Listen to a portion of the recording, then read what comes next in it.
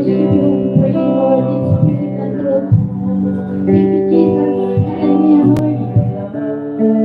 Salamat sa Diyos. Binibigyan na namin, Panginoon.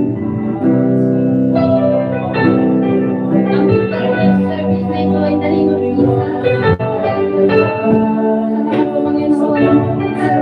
Your name is Jesus and everyone, Panginoon. Nakatay, Lord God. Tayo po ito, Panginoon.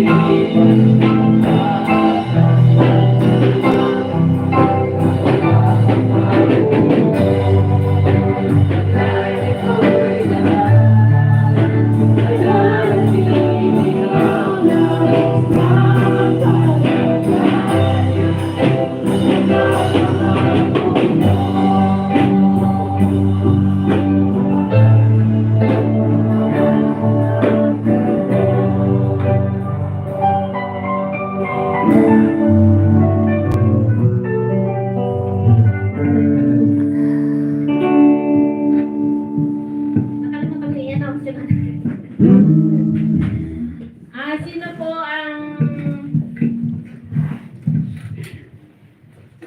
unang magpatotoo sa kabutihan ng Diyos? Testimony?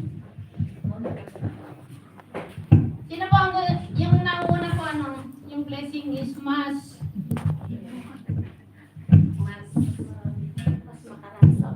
anyone po ba? Wala po ba? Anyone na po ba?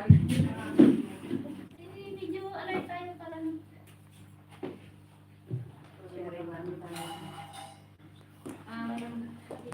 Glory to God. Praise the Lord. Hallelujah.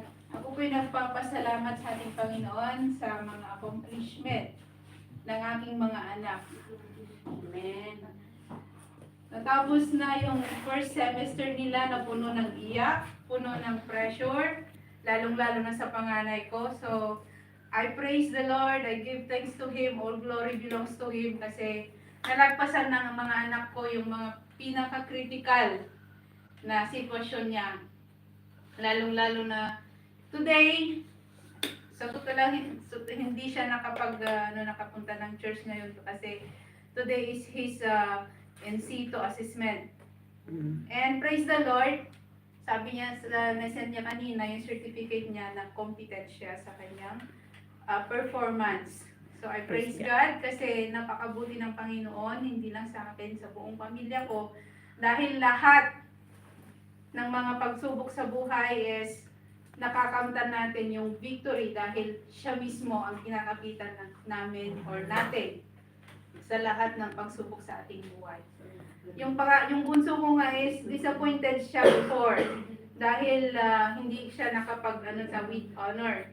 Pero nung kinumpute ko yung grade niya, pasado naman, pero binilang ko yung subject niya, siyam pala, 9. Kaya hindi siya nakapasok. Pero laking ko naman sa kanya kasi sabi ko sa kanya, this will be your stepping stone para makamit mo yung gusto mo, sabi ko sa kanya. So, the last report na binigay niya is, praise the Lord, kasi hindi ko alam kung anong ginawa niya. Lahat ng subjects niya na 9, tumaas, sobra-sobrang taas. Kaya I praise God sa mga accomplishment ng mga anak ko. Yun lang po.